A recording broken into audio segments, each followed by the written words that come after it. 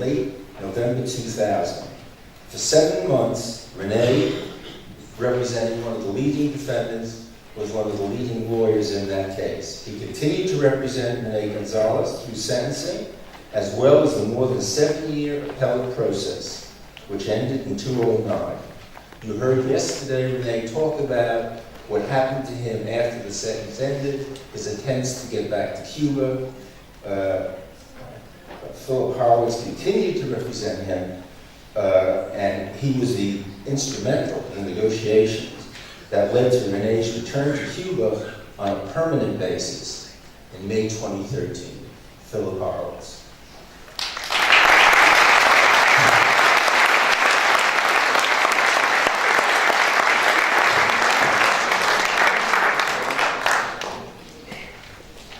Good morning.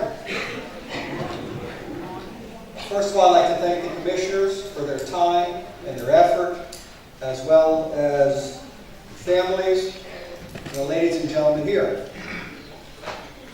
First of all, I'm not a human rights attorney. I am a humble criminal defense attorney, been practicing law in Miami for nearly 29 years. My knowledge of Cuba prior to September of 1998 was only what I read in the newspaper. I was prohibited from traveling there pursuant to United States law. I had no knowledge of the country other than a large number of exiles were living in Miami. In September 1998, the phone rang in my office. It was the United States District Court. A lawyer had taken on the representation of Rene, took one look at the case and said, "I'm out of here.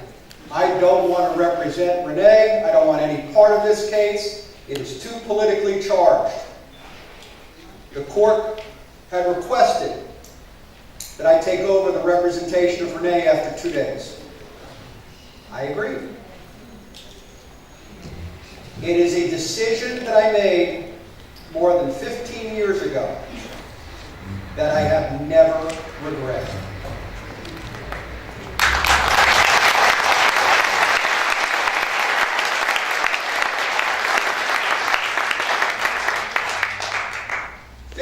Is a long time.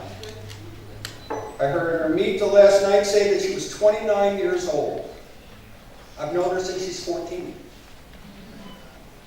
Her sister was still in diapers in her mother's arms. She's 15 years old. My daughter, who's here today, was 5. She's now a junior in college. 15 years is a long time. When I accepted this case, I had no idea what I was getting into, what Rene was getting into, and what the families were getting into. Rene was kept for the first 17 months in what was called a special housing unit. Special is not so special. It is isolation. It is for the worst of the worst on the 12th floor of the Federal Detention Center in downtown Miami. It is a special area. It was not just Rene, it was all the 5, where they are kept isolated from other inmates and from each other.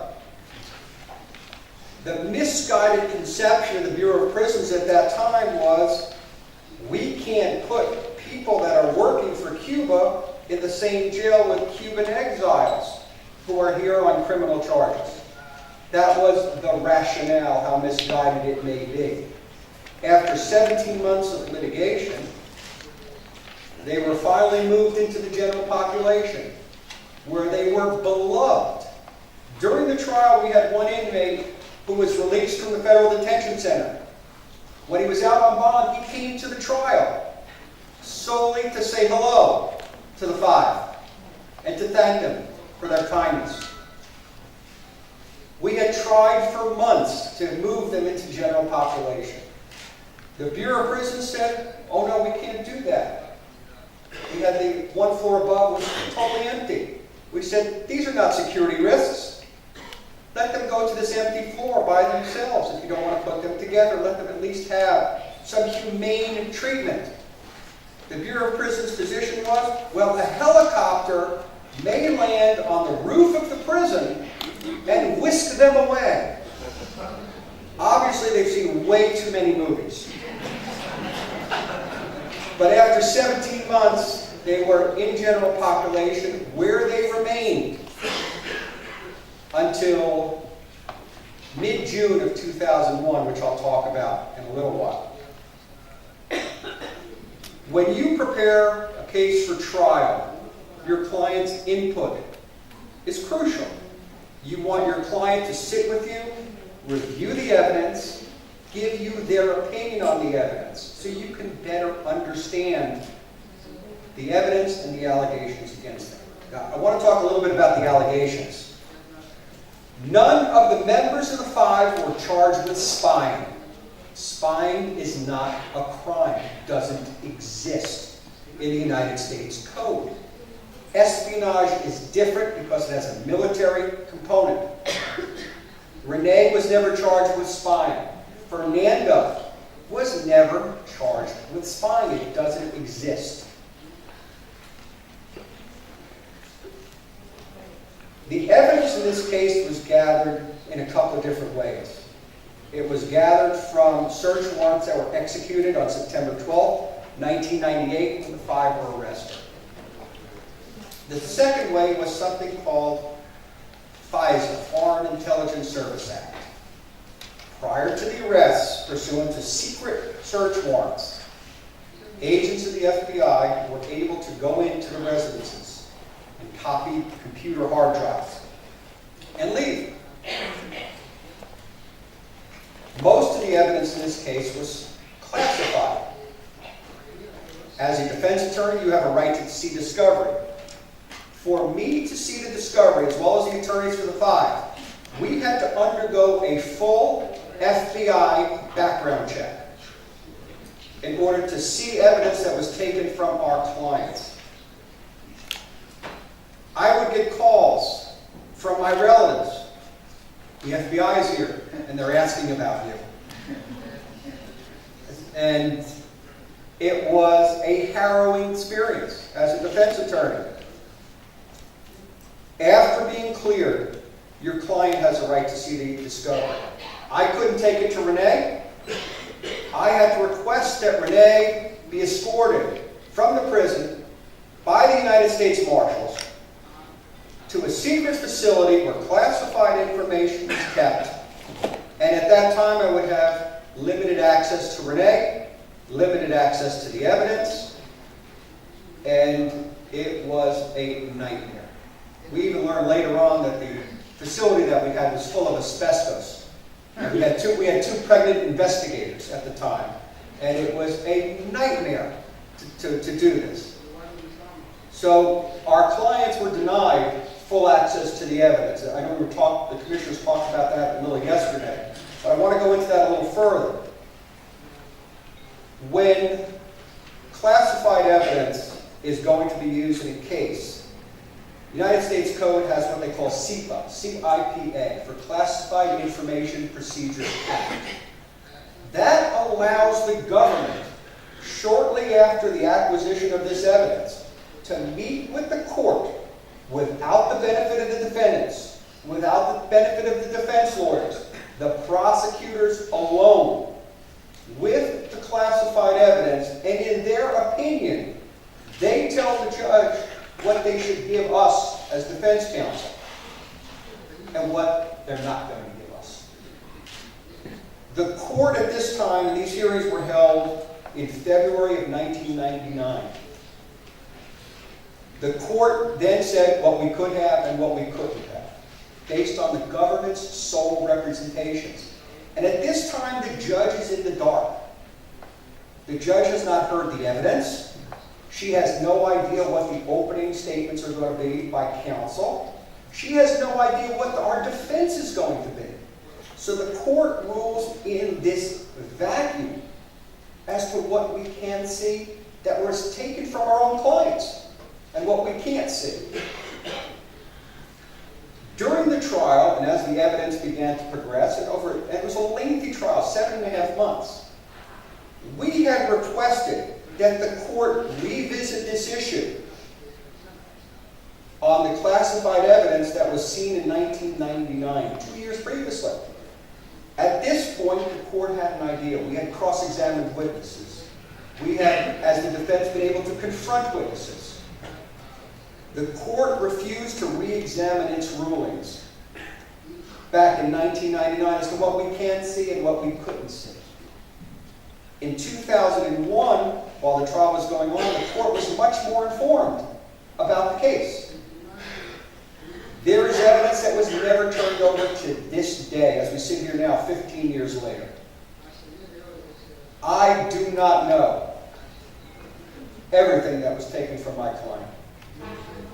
I don't know if there's evidence out there that, as to all the five, that would show their innocence that the government has kept under wraps under the Classified Information Procedures Act. We don't know, because it's never been revisited, and I wouldn't want the government to tell me what evidence I can use and I can't use to defend my client.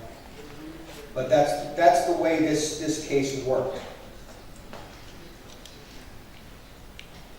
Before the commencement of the trial, motions for change of venue were filed.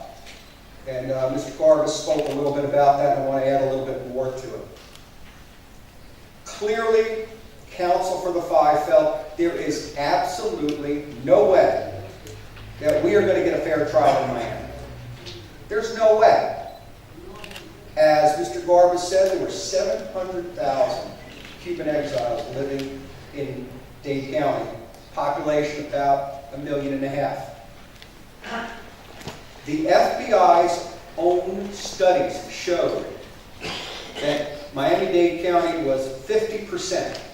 700,000 out of 1.5 million is about right. 50% Cuban American. Passions were inflamed. There was no way we were going to get a fair trial, and we knew it. We had asked that the trial be moved out of our federal district, which would have been to either Orlando or Atlanta. Nice cosmopolitan city, about the same size as Miami. We were seriously considering Atlanta.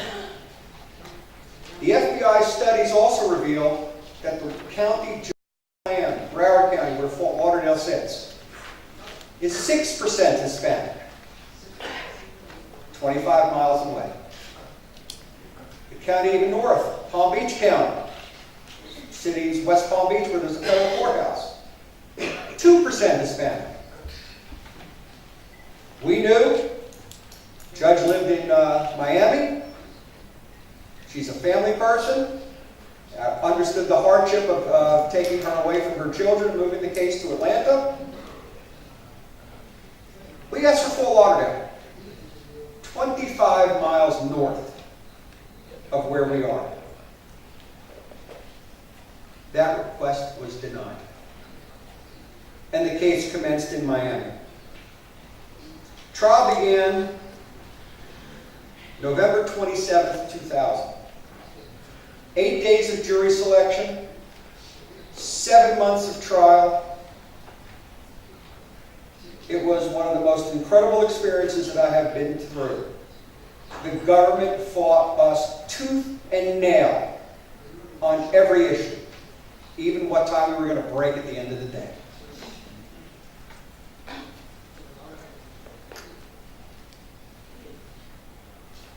The jury began to deliberate on June 4th, 2001, some 7.5 months later.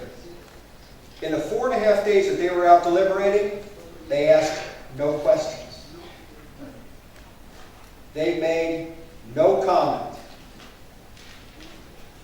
and summarily convicted the five at trial. Despite the lack of evidence, despite the fact that Tony Guerrero, who was charged with espionage, was never employed by the military. He was a ditch digger on the base, public works.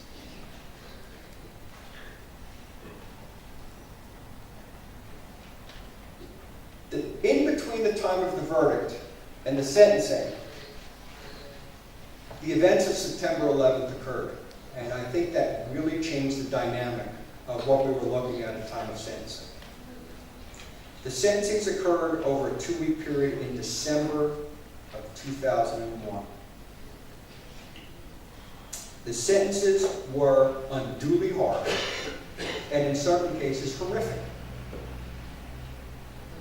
We talk about Tony Guerrero and Ramon with 22 and 30-year sentences respectively. Their sentences were originally life in prison that were imposed. The sentence for Gerardo, who had absolutely nothing to do with the conspiracy to commit murder, was life in prison. Now, those of you who don't practice law may not know what conspiracy means. It sounds like a sinister word. Always does, always has to me. Two sinister words are conspiracy and indictment. A conspiracy is nothing more than an agreement to do something that the law forbids. Not actually doing anything, but just agreeing to do so. Gerardo did not agree to do anything that he was accused of. The sentencings allowed, for the first time, the five to speak. I know there was a book published that included the five's individual statements made at closing. I suggest that that be read, because that will really shows the position of what these men were thinking, what they were doing, and why they were in the United States. Those goals were clear: to prevent terroristic acts on Cuban soil. End of story. The evidence was there. We had, in the defense case, I wish I could remember this witness's name, but he was from a organization in Miami called Commandos F4. I was always defer to the lieutenant colonel because his knowledge is much more than mine. And also, Lieutenant Colonel testified as a defense witness at trial, and he was fantastic. This gentleman, Fromita, was arrested in Miami. Aside from trying to make incursions into Cuba, he was arrested in Miami and convicted for attempting to purchase a Stinger missile. This is the type of people why Rene was there. Rene spoke yesterday about the PUND, P-U-N-D, which was a militant organization. They raised their money, not from the elderly exiles in Miami. They would get a $10 or $20 bill here or there. But they raised their money selling kilograms of cocaine on the streets of Miami. I called as a witness Hector Villamontes, who was in federal prison for trafficking in cocaine. These are the types of people that were trying to make incursions into Cuba. We had Alpha 66, who had a storefront, like you would see walking to this building today. Alpha 66, your terrorist organization, come on in. And it was a storefront that we showed to this jury. It was open, notorious, and hostile in Miami in the 1990s. There was no mistaking these organizations, and there was no mistaking what these organizations were hell-bent on. And that was terrorism against Cuba and terrorism inside of Cuba. From the training in the Everglades, it was open for business in Miami.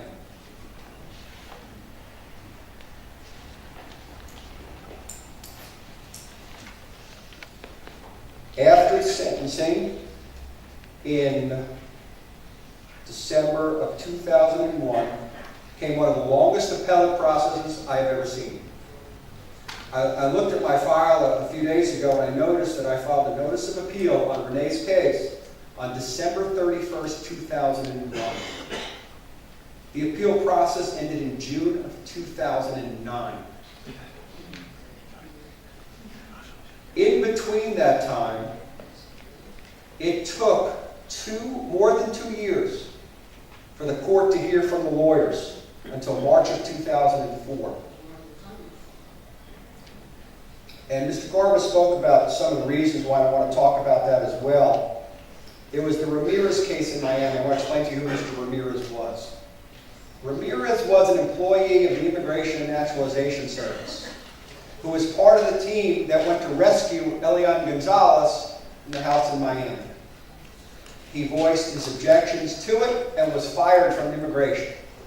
He sued the government for his wrongful termination based on his views and his opinions on the Elian case. Because he sued the government pertaining to the Elian case, the government said, "We can't get a fair trial in Miami." They used the exact same arguments that we had used 2 years before. Due to the fact that the government was, and I'm being very kind, disingenuous. There's a lot more words that I could use. Because of the disingenuous nature of the government in the Ramirez case versus their position they took in our case, Leonard Weinglass filed a motion saying, "We deserve a new trial," which was denied by the court. That motion joined our appeal. After 2 years, we were given an audience with the appellate court. Court of Appeals was made up of, kind of like this commission, 3 judges. The 3 judges heard from the lawyers, had the right to ask questions of the lawyers, and they said, as the commissioners will do after, "Thank you, we'll reserve ruling, and we'll give you our ruling when we get it done." Court of Appeals was the same way. They got it done a year and a half later. In August of 2005, the 3-judge panel led by Judge Birch issued a 96-page opinion. One of the finest, most courageous opinions that I have read. That opinion, for what we believe the first time in United States legal history, reversed a decision to deny a change of venue. Judge Birch wrote that the way Miami was in the late 1990s, early 2000, all the events came together to form a perfect storm where there is no way these 5 received a fair trial. If you haven't read that opinion, I suggest it, I recommend it. It is one of the finest, most courageous pieces of judicial opinion you'll ever read. When you have judges that make courageous decisions against the government, you know what happens next.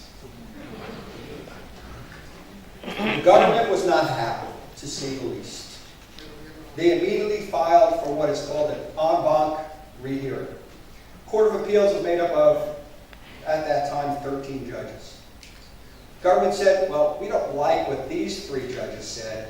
I think all 13 of you should hear this matter." I've never seen a motion granted like that. I've never seen a motion granted that fast. But the government's motion was granted. And of course, since it's International Women's Day, I'll bring up another holiday, Valentine's Day. Valentine's Day 2006, we were in Atlanta before 12 judges arguing as to why the 3 judges were right in the first place. Having had a 3-0 decision, we lost 10-2.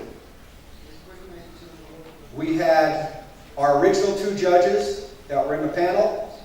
Our 3rd judge was a visiting judge from Vermont that wasn't allowed to sit with the others. The other 10 judges that weren't on the original 3-judge panel voted against us.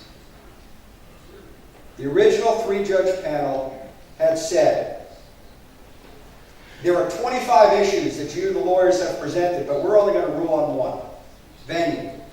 And we're finding that the venue was bad and we need a new trial, so therefore we don't need to rule on the remainder.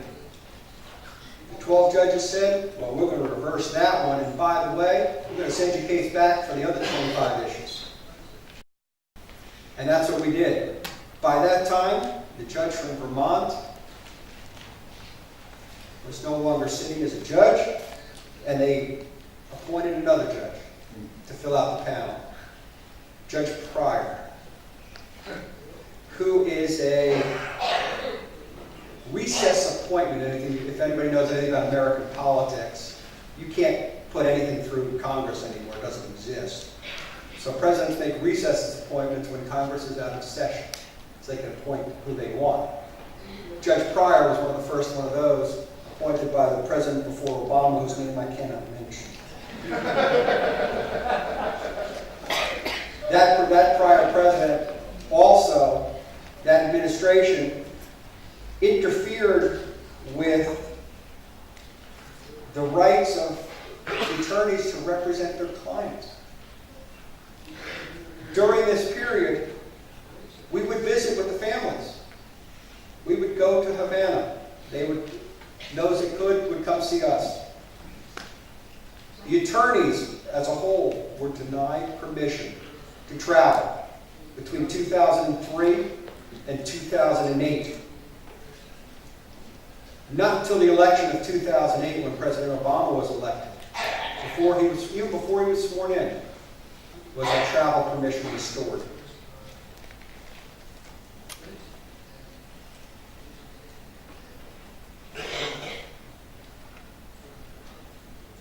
In August of 2007, a new decision came down, affirming all the convictions and ordering a new sentence for 3 of the 5. The results of that new sentence is what brought Fernando home last week. In October of 2011, despite the best efforts of the government, Renee completed a sentence. October 7th, 2011. As with everything with this case, his release was not an uncomplicated affair. I drove to pick him up to Mariana Federal Prison in North Florida, some 600 miles from my home. The press were ready. The circus was about to start. I was able to arrange a release for Renee with the prison before the circus opened the tent at 4 o'clock in the morning on October 7th, 2011. There's some grainy video from a gas station down the street from the prison that was operated by the wife of a Cuban inmate in Mariana, where for the first time in 13 years and 26 days, is the exact sentence he served, Renee was able to hug his daughters somewhere other than the visiting room of a prison. And his brother and his father. But the nightmare was not over. Renee, at that time, was a dual citizen.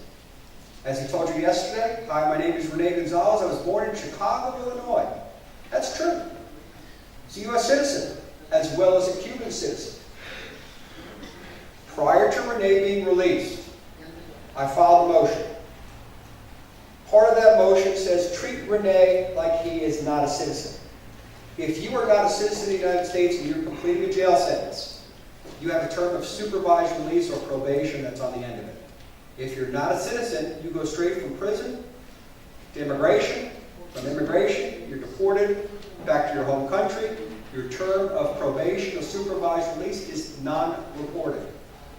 For example, if you're a citizen of the UK, there is no United States probation office here in London. So you're technically on probation, but you do not report to a probation officer. In September 2001, 3 weeks before Renee's release, the judge issued an order basically saying, Renee, I don't care if you're a Cuban citizen. You're a U.S. citizen too, and you're staying here in the United States to complete your 3-year term of probation. Against his will, his daughters lived in Havana. His wife lived in Havana and was denied permission to come to the United States for years. His mother lived in Havana. His father lived in Havana. His brother lived in Havana. The only person that didn't live in Havana that Renee knew was me. Yet, the court denied Renee permission to go home. He had served his sentence. He had paid his debt to society, as the government is fond of saying. For a year and a half, Renee stayed in the United States against his will, but in full and total compliance with the orders of the court. Motions were filed in February of 2012. Renee's brother Roberto took ill. And it was grave, terminal. Unbelievably, Renee was given permission to go to Havana to spend time with his brother. He was given a 2-week pass. He went. And pursuant to court order, he came back. He could have easily stayed in Havana, but that is not who Renee is. He came back to the United States. His father passed away.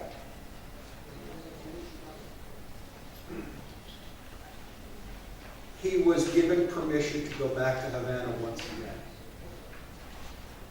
We had made the offer to the government prior to Renee's release, saying, please let him stay with his family. That's all he wants, to be reunited with his family. Renee was even willing to give up what he didn't have to. He could have stayed in the United States for 3 years and remained a United States citizen as well as a Cuban citizen. Easily. Could have traveled back and forth for the rest of his life.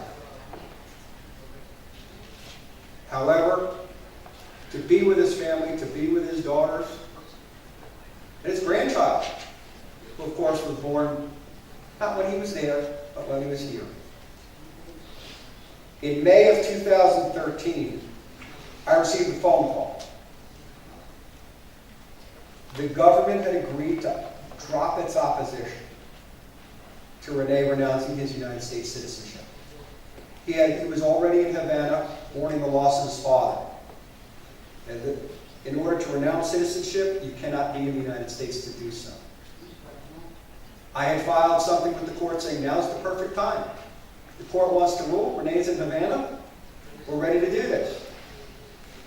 The government dropped its opposition. The court signed an order. And Renee has been in Havana since early May of 2013. The extra year and a half he stayed in the United States. His brother passed away. His father passed away, and his grandchild was born. And he was here for no reason. He was not in prison, but he was in prison. He wasn't free to leave. People have asked me, have you ever had a case like this before? Never have, never will again. Cases like this are once in a lifetime. And when you have a case like this that's once in a lifetime, there's certain people you want to thank as well. I want to thank the families that are here. Adriana, Elizabeth, Mirta, my sisters, my surrogate mother, my surrogate children. They have become part of my family over the last 16 years. I want to thank someone who is near and dear to me who's not here. And that's Renee's brother, Roberto. Roberto was, us lawyers, we called ourselves the other five. Because there were five of us. Our sixth member was Roberto Gonzalez, Renee's brother, who's an attorney, who was consulted with us, who was there every single day of the trial, all 7.5 months. Roberto was our strength, he was our brother, and he was part of the defense team. His contributions to this case cannot be understated. The other person I want to thank is a person I've always had trouble whether to address him as Mr. President, Ricardo. I'm always not sure, but I prefer Mr. President just out of admiration. And Ricardo, anything we've ever needed, any questions we've ever had,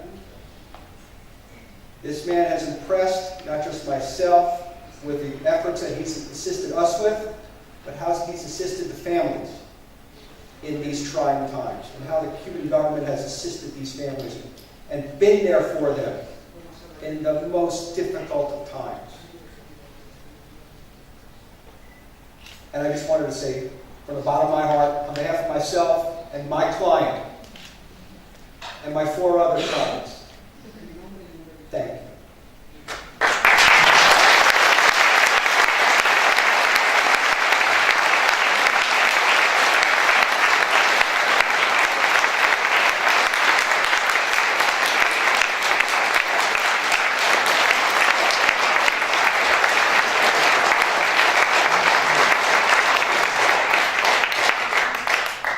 Thank you very much. I think you all found both of those testimonies very, very informative and useful.